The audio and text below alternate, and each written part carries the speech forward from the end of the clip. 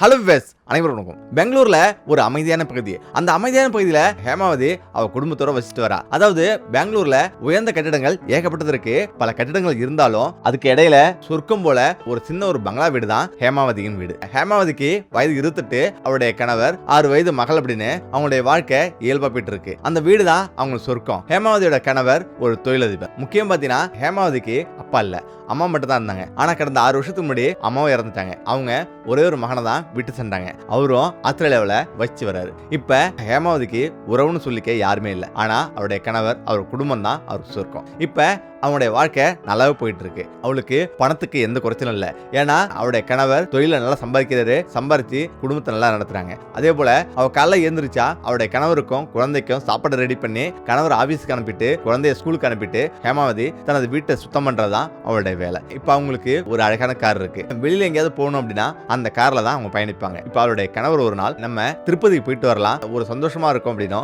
அவர் சொல்றாரு. அவங்களும் சரி அப்படின்னு திட்டம் போடுறாங்க. இப்ப மறுநாள் ஹேமாவோட கணவர் 6 வயது குழந்தை அப்படின்னு 3 பேருமே கிளம்பி போயிட்டு இருக்காங்க. இப்ப பெங்களூர்ல இருந்து கிளம்பி திருப்பதி நெருங்க 50 கிலோமீட்டர் தான் இருக்கு. இப்ப அவங்க அப்படி போயிட்டு இருக்கும் போது திடீர்னு ஒரு லாரி கட்டுப்பாட்டை இழந்து தாறுமாறா வந்துட்டு இருக்கு. இப்ப வந்து ஹேமாவதியோட கார்ல மோதுது. அந்த கார் நசுங்குது. ஹேமாவதியோட கணவர் இறந்துறாரு. இப்ப ஹேமாவதியோட பொண்ணும் சுயநினைவை இழந்து கிடக்குறாங்க. அக்கம் பக்கத்தில் உள்ளவங்க உடனே ஓடி வராங்க. உடனே ஆம்புலன்ஸ் போன் பண்ணி ஆம்புலன்ஸ் வர வைக்கிறாங்க. இப்ப அவருடைய கணவர் செக் பண்றாங்க. அவருடைய கணவர் இறந்துறாரு. ஹேமாவதியவும் குழந்தையவும் தூக்கிட்டு ஹாஸ்பிட்டல் போறாங்க. இப்ப ஹேமாவதிக்கு தலையில பலமா அடிபட்டு இருக்கு. அதே போல அவருடைய பொண்ணுக்கு வலது கையில் அடிபட்டு இருக்கு. இப்ப ஹேமாவதி சுயநினைவு இல்லாம இருக்காரு. இப்ப ஹேமாவதியோட போன்ல அவருடைய தம்பி நம்பர் இருக்கு. அந்த நம்பருக்கு அவங்க போன் பண்றாங்க. அது ஆஸ்திரேலியாவுக்கு போகுது. இப்ப ஆஸ்திரேலியாவில் இந்த செய்தி பரவணும்னு உடனடியா அவரு நீங்க எவ்வளவு செலவானாலும் பரவாயில்ல, எங்க அக்காவை எப்படியா காப்பாத்துங்க அப்படின்னு பணம் எல்லாமே ஆன்லைன் மூலமா நான் அனுப்பிடுறேன் அப்படின்னு அவர் சொல்றாரு. இப்ப அவங்களுக்கும் சிகிச்சை அளிக்கப்படுது. இப்ப 3 நாள் கழிச்சு ஹேமாவதி கண் வீச்சு பாக்குறா. அவன் வீச்சு பார்த்த உடனே முதல் கேள்வி, என்னுடைய கணவர் என்னுடைய குழந்தைங்க அப்படின்னு அதிர்ச்சியோட கேட்கிறா. உடைய கணவர் இறந்துட்டாரு அப்படின்னு எல்லாரும் சொல்றாங்க. உன்னுடைய கணவர் இறந்தது உங்களுக்கு தெரியாதா அப்படின்னு அவன் சொல்றாங்க. ஏன்னா அவங்க ஆக்சிடென்ட் ஆகும்போது அவங்களே நினைவிழந்து போய் தான் இருந்திருக்காங்க. இப்ப அவங்க இதை கேட்டு அதிர்ச்சியில் உறைஞ்சு போறாங்க. தனது மகளை அழைச்சிக்கிட்டு அவ ஹாஸ்பிட்டலை விட்டு வேகமா வெளில வரா. அவ வீட்டுல வந்து இருக்கா. அவளால நிம்மதியா இருக்க முடியல.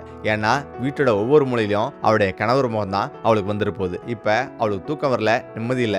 மாடி மேல உட்கார்ந்துருக்கா. நட்சத்திரம் தெரியுது. அதை பார்த்துட்டு அந்த நட்சத்திரம் தான் அவளுடைய கணவரா நினைச்சிட்டு அவ பேசுறா. என்ன தனியா விட்டு எதுக்கு நீ அங்க போன அப்படின்னும், எங்களையும் அழைச்சிட்டு போயிருக்க வேண்டியதானே, இவ்வளவு துன்பத்தை நாங்க அனுபவிச்சுட்டு இருக்கோம் அப்படின்னு சொல்லிட்டு அழுவுறா.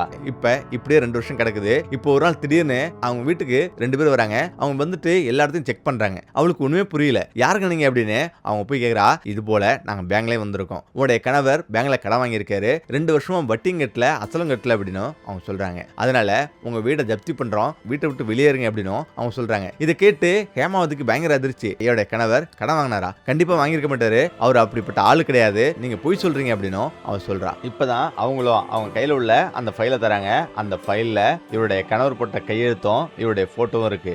இப்பதான் அவ அதை பார்த்து அதிர்ச்சி ஆகுறா. ஆனா நடந்தது என்னன்னா, அவருடைய கணவருக்கு 4 வருஷமா தொழில நஷ்டம் ஏற்படுது. இப்ப அதை ஈடுகட்டுறதுக்காக, குடும்பத்தை நடத்துறதுக்காக அந்த வீட்டை வச்சுதான் பணம் வாங்கியிருக்காரு. இது மனைவி தெரிஞ்சா மனைவி ரொம்ப கஷ்டப்படுவா, மன கஷ்டப்படுவா அப்படின்னு அந்த ஒரு காரணத்துக்காக வீட்டுல சொல்லாமே விட்டாரு. இப்ப இந்த விஷயம் இப்ப தெரிஞ்சோடனே அவ இடிஞ்சு போறா. அவ தயவு செய்து எங்களுக்கு 1 மாசம் டைம் கொடுங்க, நான் எப்படியா கட்டிடுறேன் அப்படின்னு அவ சொல்றா. இப்ப அவங்களும் சரி அப்படின்னு போயிடுறாங்க. இப்ப உடனடியா தனது சகோதரனுக்கு போன் பண்ணி விஷயத்தை சொல்றா. எனக்கு கொஞ்சம் பணம் வேணும், எப்படியாவது கொடு அப்படின்னு அவ கேட்கிறா. இப்ப அவருடைய சகோதரன் என்ன சொல்றானா, அதெல்லாம் முடியாது, என் செலவுக்கு தான் கரெக்டா இருக்கு. என்னுடைய குழந்தை ஸ்கூல் ஃபீஸ், அதே போல நான் வீடு வாங்கியிருக்கேன், வீட்டுக்கு மாதந்தோறும் கட்டுறது, எனக்கு பெரிய பிரச்சனையா போயிட்டு இருக்கு அப்படின்னு அவன் சொல்லிட்டு போன கட் பண்ணிடுறான். இப்ப அவளுக்கு ஒண்ணுமே புரியல. அவளுடைய தோழிகளை 2-3 பேரிடம் போன் பண்ணி கேட்கிறா. ஆனா அவளுடைய தோழிகள் எல்லாருமே இவளை தவிர்த்துறாங்க, இல்லன்னு சொல்லிடுறாங்க. இப்ப இவளுக்கு வேற வழி இல்ல. 1 மாசம் கழிச்சு திரும்பவும் பேங்க்ல இருந்து 2 ஆபீசர் வராங்க. அவங்க கூட போலீஸ் வந்திருக்காங்க. இப்ப அவ வீட்டுல உள்ள ஜாமான் எல்லாம் வெளியே எடுத்து போடுறாங்க. தொழிற்சாலையை வச்சு எடுத்துறாரு. அந்த தொழிற்சாலையும் 2யுமே கைப்பற்றாங்க. ஏன்னா வாங்கின கடனுக்கு மேல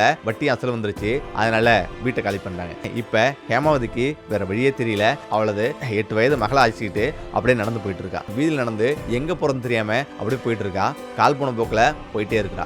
இப்ப தெரு எல்லையில ஒரு வீடு இருக்கு. அந்த வீட்டுக்கு முன்னாடி ஒரு பெரிய ஒரு பேப்பர் பிடிச்சிட்டு உட்காந்துருக்காரு. அவளை பார்த்துட்டு அப்படியே நிக்கிறா. ஏன்னா அதுல டூலெட்னு போடு போட்டுருக்கு. இப்ப அவரிடம் போயிட்டு எங்களுக்கு வீடு வேணும், மேல உள்ள போர்ஷன் எங்களுக்கு தரீங்களா அப்படின்னு அவ கேட்கிறா. இப்ப அவரும் சரிம்மா வீடு தரேன், யாராருமா அப்படின்னு அவர் கேட்கிறாரு. இது போல என்னோட கணவர் 2 வருஷத்துக்கு முன்னாடி இறந்துட்டாரு. கொடுத்தாரு, நானும் என்னோட மகள் தான் அப்படின்னு அவர் சொல்றாரு. ஆனா அவருடைய பார்வையே ரொம்ப தவறா இருக்கு. இப்ப சரி அப்படின்னு அவளோட வீட்டுல இருந்து வீட்டுக்கு வெளியில போட்டிருந்த அந்த ஜாமான எடுத்துட்டு கொண்டு வந்து இந்த வீட்டுல வைக்கிறான். இப்ப அவ குளிச்சிட்டு இருக்கா. குளிச்சுட்டு தோட்டிக்கிட்டே வெளில வரா. இப்ப திடீர்னு அந்த பெரியவர் முன்னாடி வந்து நிக்கிறாரு. அதாவது சொல்லாம கொள்ளாம இப்படி வந்து நிக்கிறாரு அப்படின்னு அதிர்ச்சி அவரா உள்ள வர்றா. உள்ள ஓடிட்டு ட்ரெஸ் மாத்திட்டு வெளில வரா. ஒரு டம்ளர் தண்ணியை ஊத்தி அவர் கொடுக்குறா. அவர் குடிச்சிட்டு சொல்லுமா வீடுலாம் எப்படி இருக்குன்னு கேட்க வந்தமா அப்படின்னு அவர் சொல்றாரு. அவளும் வீடுலாம் எனக்கு பிடிச்சிருக்கு அப்படின்னு அவர் சொல்றா. ஆனா அவர் பேசிட்டு இருந்தாலும் அவருடைய பார்வை மட்டும் இவளுக்கு பிடிக்கல. பார்வை மட்டும் தப்பா இருக்கு.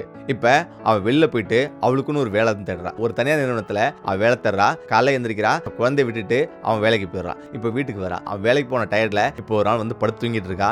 இப்ப அந்த பெரியவர் மேலே ஏறி வராரு. இப்ப இரவு 1 மணியாவது அந்த பெரியவர் மேலே ஏறி வராரு. மேலே ஏறி வந்து கதவு தட்டி பாக்குறாரு. கதவு லாக் பண்ணிருக்கு. கண்ணாடி வழியா எட்டி பாக்குறாரு. அவ ஆழ்ந்து தூங்கிட்டு இருக்கா. மெதுவா கீழே இறங்கி வந்துடுறாரு. இப்ப மறுநாள் வீட்டுக்கு வராரு. இப்ப அவளும் காஃபி போட்டு கொடுக்குறா. காஃபி கையில வாங்கிட்டு அவர் குடிக்கிறாரு.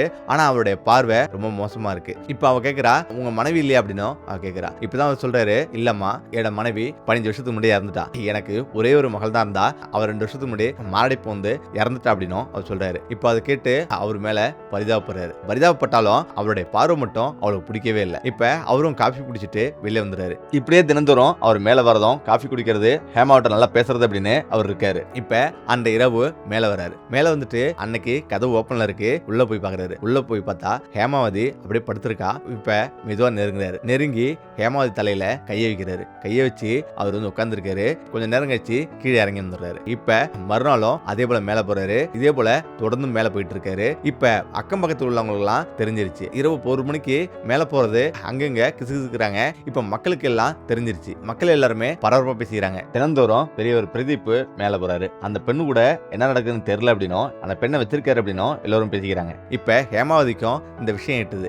இவர் எதுக்கு மேல வரணும், என்ன எப்படி வந்து பாக்குறாரு, இன்னைக்கு ஒரு வீடு பார்த்தோம் அப்படின்னு அவர் நினைக்கிறா. இந்த இடத்துல தான் அன்னைக்கு இரவு ஹேமாவதி தூங்குறது போல நடிச்சிட்டு இருக்கா. இப்ப அதே போல பிரதீப்பும் மேல வராரு. மேல வந்துட்டு உள்ள போறாரு. இப்ப ஹேமாவதியோட தலையில கையை தொறாரு. அடுத்த நிமிஷம் அவ கையை பிடிச்சிட்டு வேகமா கத்துறா. ஏன் இந்த மாதிரி பண்றீங்க, தனியா ஒரு பொண்ணு தான் இப்படியே நடந்துப்பீங்களா அப்படின்னு பயங்கரமா கத்துறா. இப்ப அக்கம் பக்கத்துல உள்ளவங்க எல்லாமே ஏஞ்சி வந்துடுறாங்க. எல்லாருமே சேர்ந்து பயங்கரமா கத்துறாங்க. இப்படி ஒரு மோசமானவனா நீ அப்படின்னு பயங்கரமா பேச ஆரம்பிக்கிறாங்க. இப்பதான் பிரதீப்பும் வேகமா கத்துறாரு. எல்லாரும் நிறுத்துங்க, பேசுறத நிப்பாட்டுங்க, என்ன நடந்ததுன்னு உங்களுக்கு தெரியுமா அப்படின்னு அவர் சொல்றாரு. இந்த இடத்துல தான் நான் ஒரு உண்மையை நான் உங்கள்கிட்ட சொல்ல போறேன். என்னுடைய மகளோட கண்ணை இவங்களுக்கு பொறுத்தி இருக்கு. இந்த கண்ணை பாக்குறதுக்கு தான் நான் தினந்தோறும் மேல போறேன் அப்படின்னு அவர் சொல்றாரு. இதை கேட்டு ஹேமாவதி ஒரு நிமிஷம் அதிர்ச்சி ஆவரா. இப்பதான் அவர் சொல்றாரு, ஆமா, அதாவது கடந்த 2 வருஷத்துக்கு முன்னாடி என்னுடைய மகள் திடீர்னு மாரடைப்பால இறந்துட்டா. ஹாஸ்பிட்டல் தூக்கிட்டு போனோம். ஆனாலும் டாக்டர் ஏற்கனவே இறந்துட்டாங்கன்னு அவங்க சொல்லிட்டாங்க. ஆனா என்னுடைய மகள் கண்தானம் பண்ணிருந்தா. இப்பதான் ஹேமாவதியும் அந்த ஹாஸ்பிட்டல் தங்கியிருந்தாங்க. ஆக்சிடென்ட்ல பார்வை இழந்துட்டாங்கன்னு சொன்னாங்க. இந்த இடத்துல தான் எனது மகளோட கண்ணை ஹேமாவதிக்கு பொறுத்துனாங்க. அதனால தான் ஹேமாவதியை பார்த்தா எனது மகளே பார்க்குற மாதிரி இருக்கு. அதனால தினந்தோறும் வீட்டுக்கே போயிட்டு அவளை தூரத்துலேருந்து கவனிப்பேன். இப்போ ஒரு நாள் நேரில் வந்து வீடு கட்டணுன்னே எனக்கு ரொம்ப சந்தோஷமாயிடுச்சு. அதனால தான் நான் வீடு கொடுத்தேன். யாருக்குமே வீடு கொடுக்காதவன் இப்போ ஹேமாவதிக்கு மட்டும் வீடு கொடுத்தது என்ன காரணம், இதுதான் காரணம் அப்படின்னு அவர் சொல்றாரு. இப்போதான் அவர் நினைக்கிறா நம்ம ரொம்ப தப்பா நினைச்சிட்டோம் அப்படின்னு அவர் நினைக்கிறா. பிரதீப் ஹேமாவதியை தனது மகளா தான் பார்த்தாரு அப்படின்றத ஊர்ல எல்லாரும் கேட்டு அதிர்ச்சி ஆகுறாங்க. பிரதீப்பும் தனது மகள் கண்தானம் பண்ண சர்டிபிகேட்டையும் எடுத்து காட்டுறாரு. இப்படி அவருடைய வாழ்க்கை அதுக்கு பிறகு நல்லாவே போயிட்டு இருக்கு. ஓகே, நம்மள இந்த வீடியோ பிரச்சனைங்கிறேன். மீண்டும் அடுத்து சந்திப்போம். நன்றி, வணக்கம்.